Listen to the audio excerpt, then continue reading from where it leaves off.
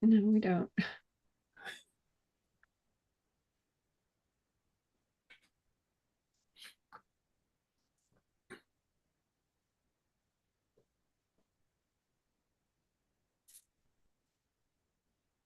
Welcome, everyone.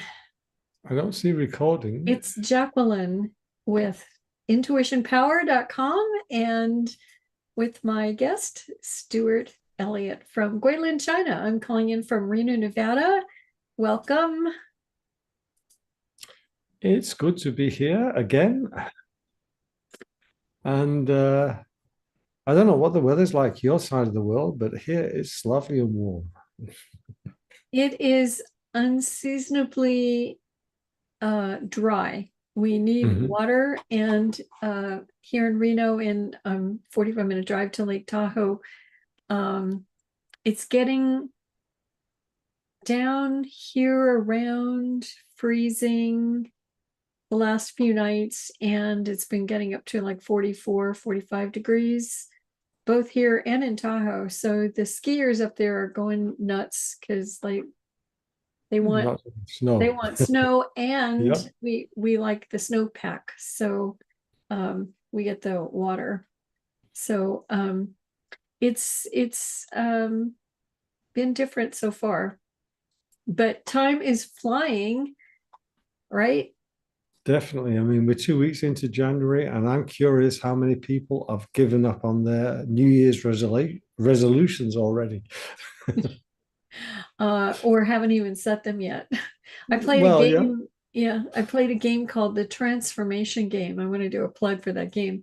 It's a Hmm. board game, and you Uh-huh. can play it with two or three or four people, and it can take comfortably 3 hours to play, but Hmm. it's like a magical life feedback. And I got the game in the, I think, the mid 90s, Hmm. 1990s, and they actually made a corporate game, transformation live with people, program out of it, and it absolutely brings clarity and in your face mirror of exactly what's going on in your life on every level: physically, emotionally, mentally, creatively, spiritually, giving you feedback, giving you answers and insights.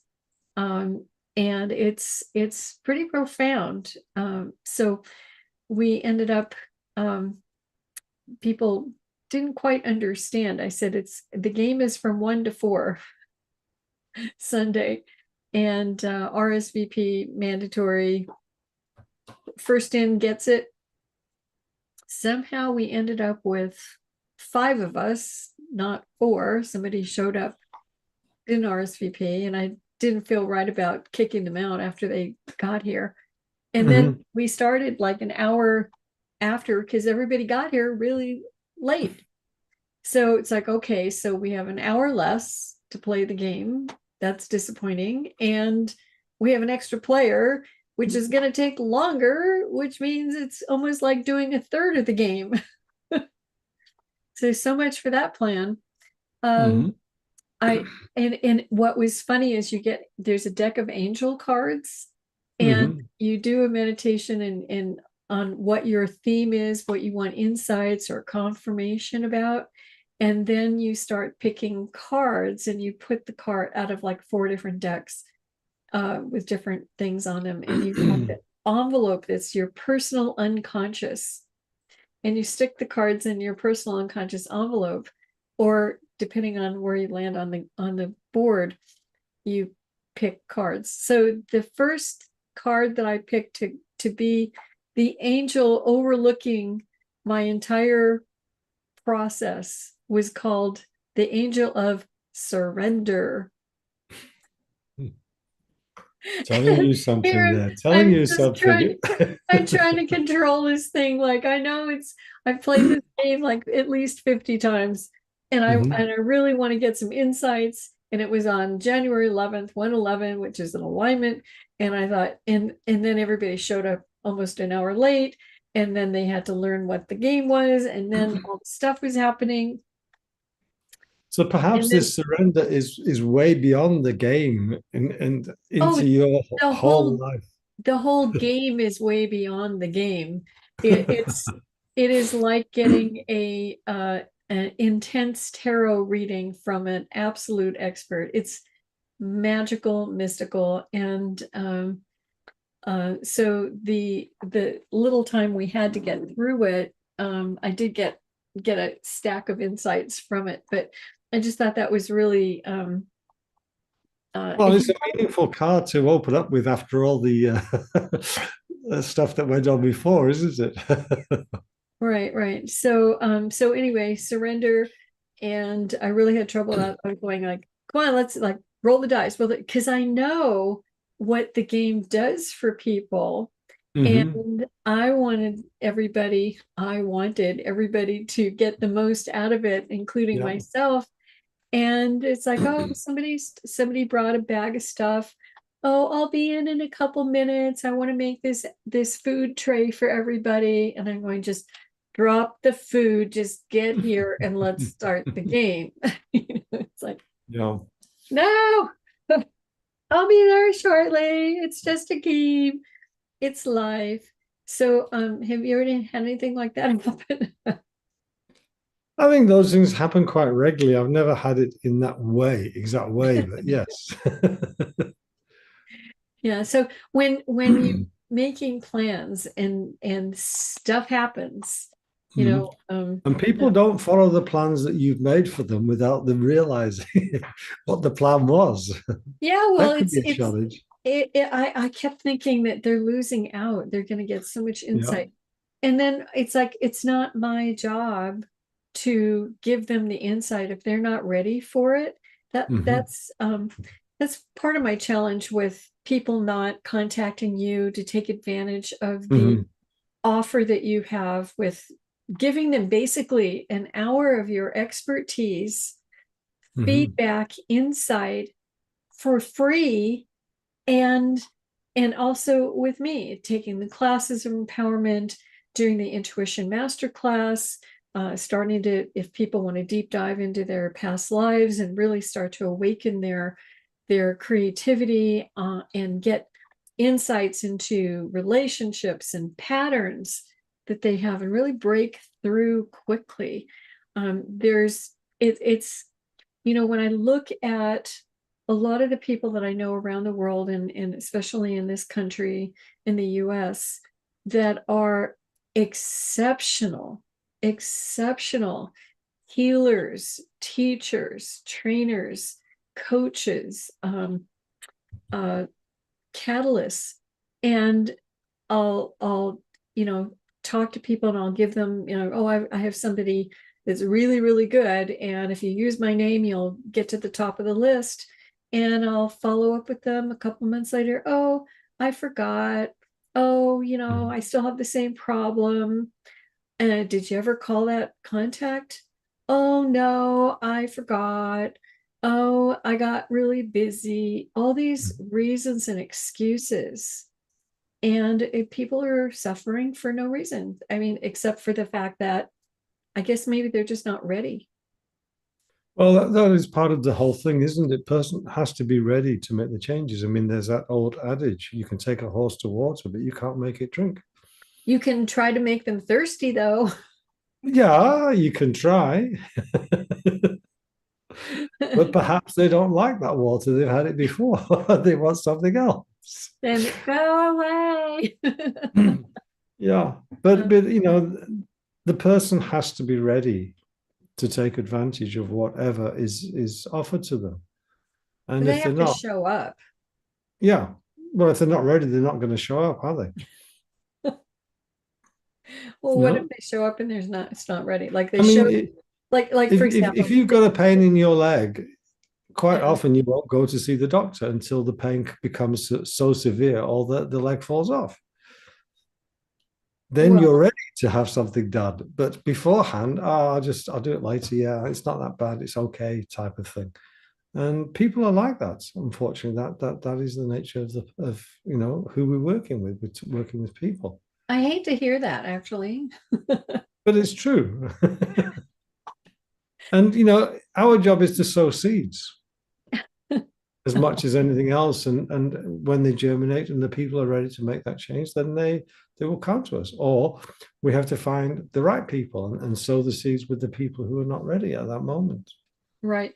So if you're listening to this and if you feel you're a change agent, right? Mm-hmm.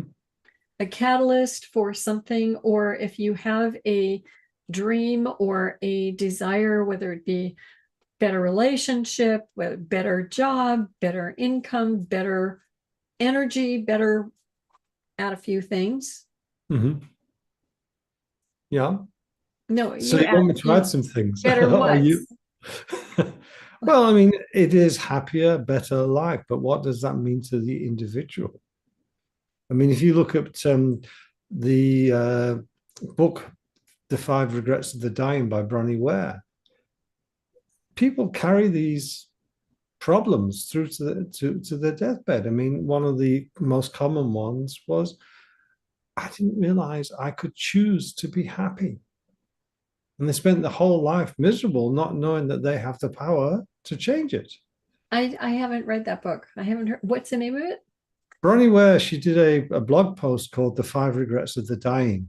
And then she turned it into a book because it got so much popularity. But, Uh-huh. you know, another of the top ones was not choosing to live my life, always living somebody else's life. The life that was ordained for me at birth by my parents or whatever. And not realizing that, hey, I had the choice all along to change it. And now I think that's the value of having a coach, it is. where you decide that you kind of want to have something, or if everything's same old, same old, same old, and it's okay, but you kind of have an inkling, could I have more than okay?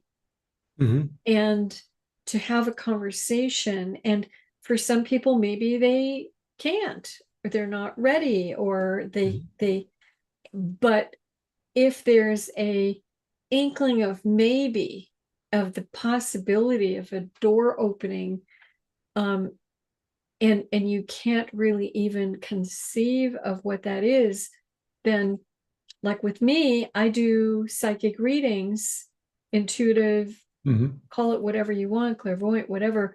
But my job is to tune into my higher self, tune into their higher self, and channel through to them what they need to know. And mhm, the blockage or resistance that they have, if I feed back to you your highest potential and the next steps with mhm, timing, then all of a sudden the possibilities open to another level of potential reality. mhm, And then if someone gets a coach, if they're feeling, even, I've worked with people that are very successful and they want to go to a whole nother level. mhm, And there was a slogan that I had when I was working, that we had when I was working with this company, Peak Potentials, and T. Harv Eker. I was one of his executive coaches on it part-time for about 10 years. And the slogan, the promise was double your income, double your time off, increase your speed to financial freedom in 2 to 3 years. mhm, Now, that's a tall order for coaching someone. The amount of time we were given to work with the clients per month was an hour and 15 minutes. mhm, We had 30 minutes the first week of the month, 15 minutes, 15 minutes, and 15 minutes. And if there was a fifth week that month, we did not meet. mhm, And one gentleman that was assigned to me, he was a salesperson in uh, a type of technology company. And there were two major companies that sold this kind of like widget thing. And his department was selling $1 million worth of widgets. mhm, And I said, are they selling them because they're good salesmen, or are they selling them because you came up with a sales system that your team is using? And he goes, the other teams are not making close to that. My team is the only one making the $1 million a year in sales.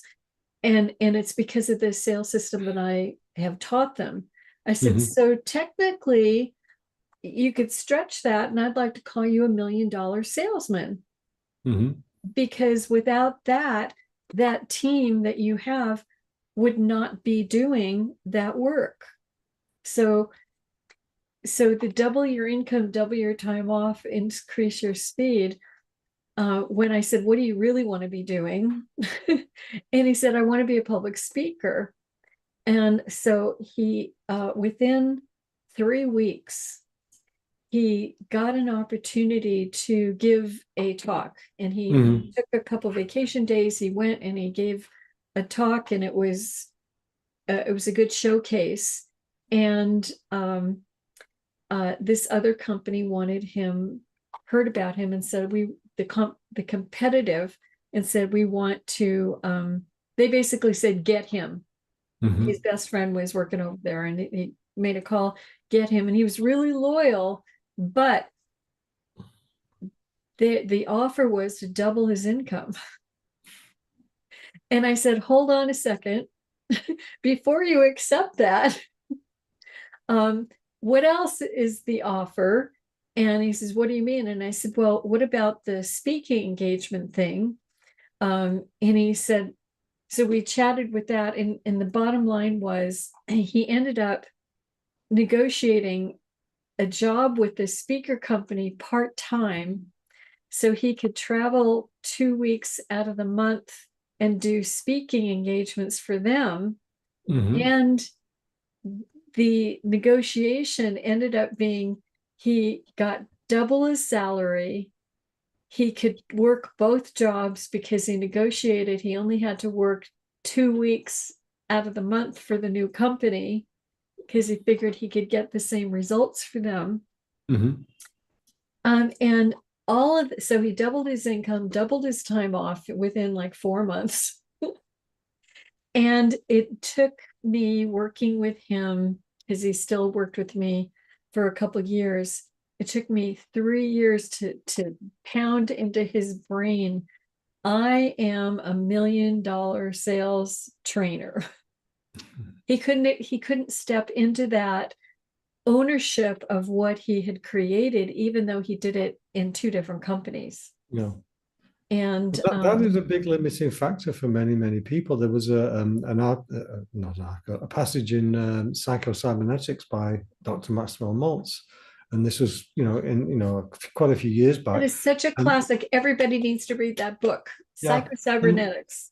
there was a case of a salesperson who viewed himself as a $5,000 a month salesperson, and this was way back when five Way thousand back dollars when, was a yeah, month. yeah. And didn't matter which area he was put in, he would make $5,000. That was it. And if he was in a very easy area, he would make his money or get close to his target, and then he'd start getting sick. And he'd take time off until the last day and then just make his quota. And they had to get his mindset beyond $5,000 because he could be a $1 million Yeah, salesperson, but right. he's limiting himself with his mindset. And without that coaching, he's never going to get past it because that's So who he was. when you have coaching like that, and do you help someone get to the 5 million? I mean, the the next level, or look at the big picture, or both? Or how do you work with people on that?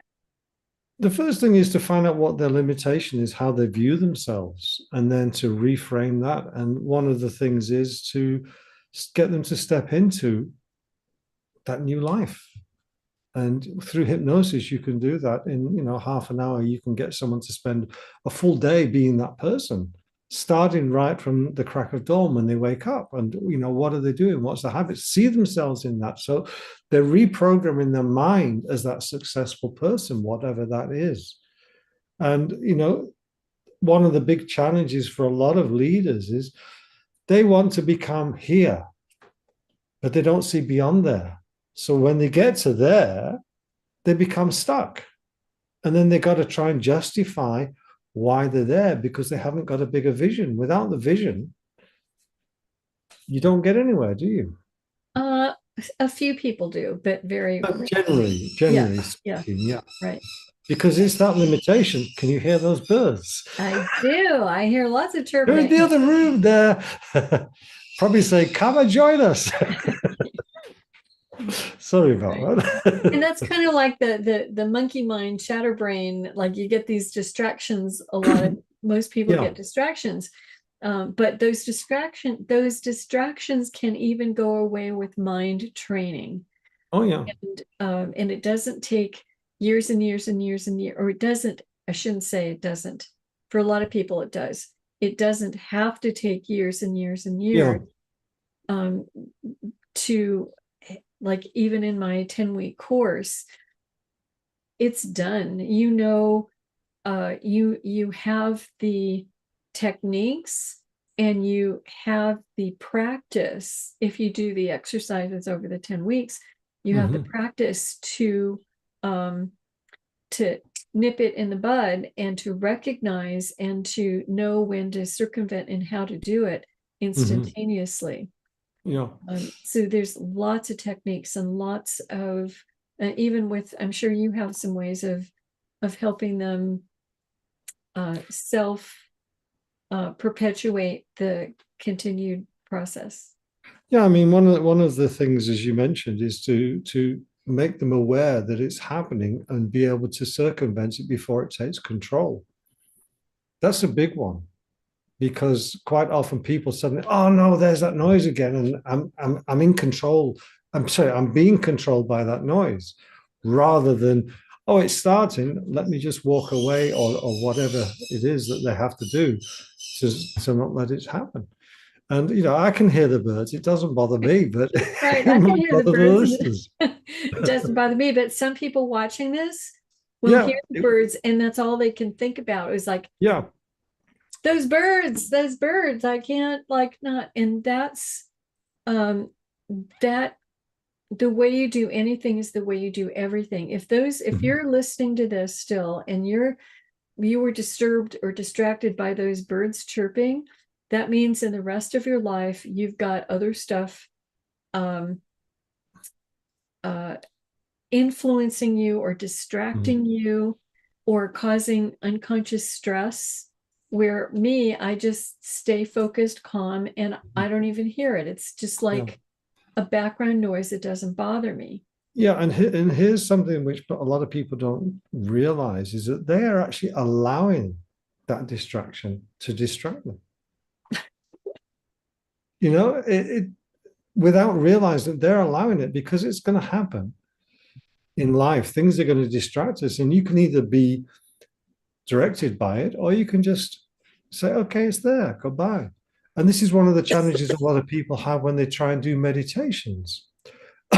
they they have this noise or this chatter coming in and they allow it to settle rather than say, oh, it's just let it go by. It's just like a passing boat on the river or whatever, but they allow it to stay.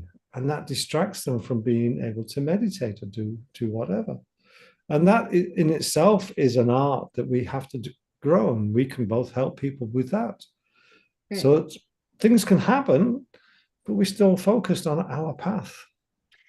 So if you're still watching, if you haven't gotten your goals written down this year, or if you'd like some empowerment, if you've written the same goals down for more than 1 year and you're still working on them and they're still not physically manifested, either you're on track and it's a big, like it should be a 10-year goal, and you're not like piece by piece acknowledging the little The the progress. subsections. Yeah.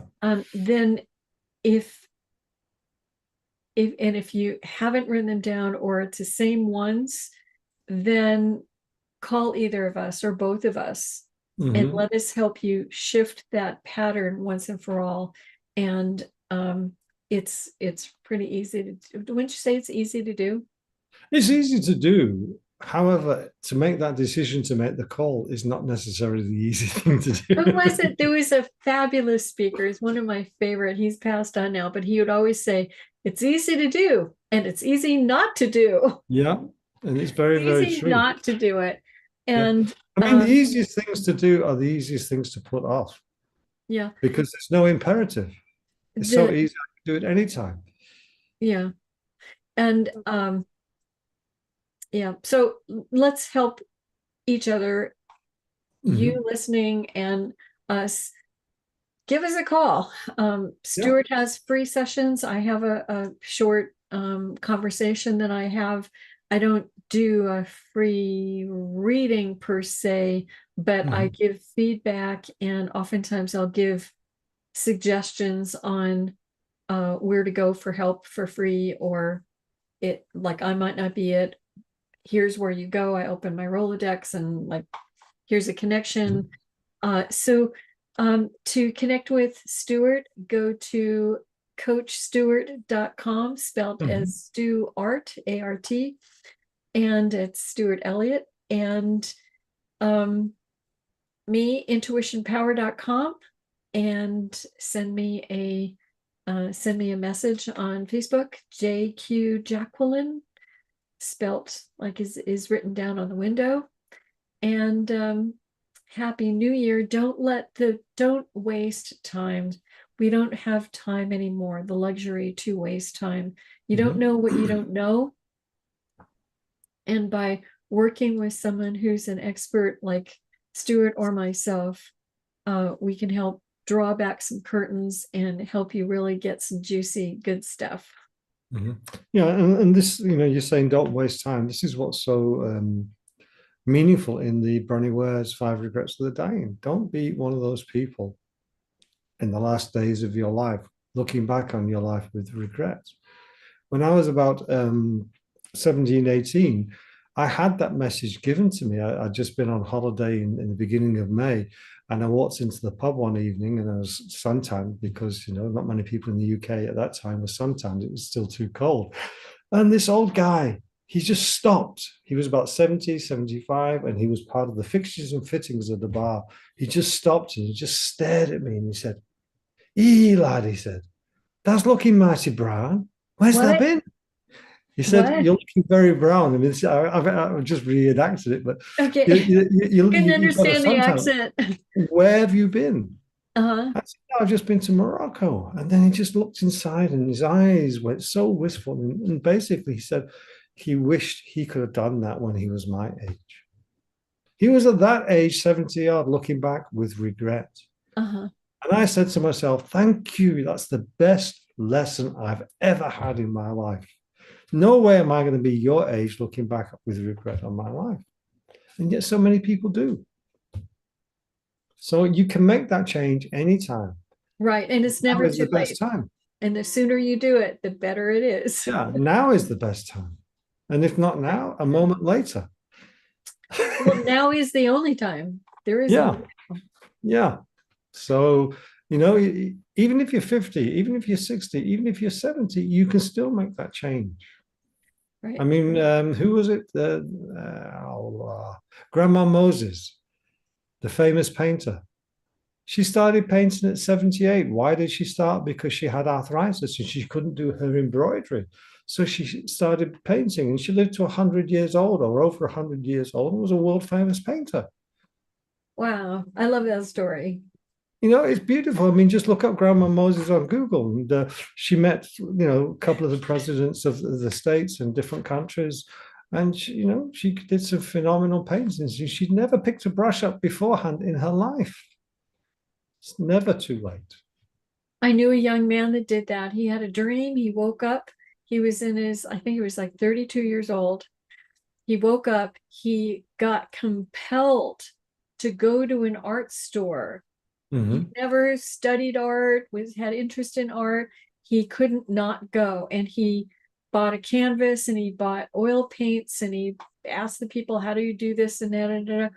And his first painting that happened within like 3 days Mhm. was a young man in his, like his age, holding a baby. And back then, only mothers held babies. Hmm. The young men don't hold the babies.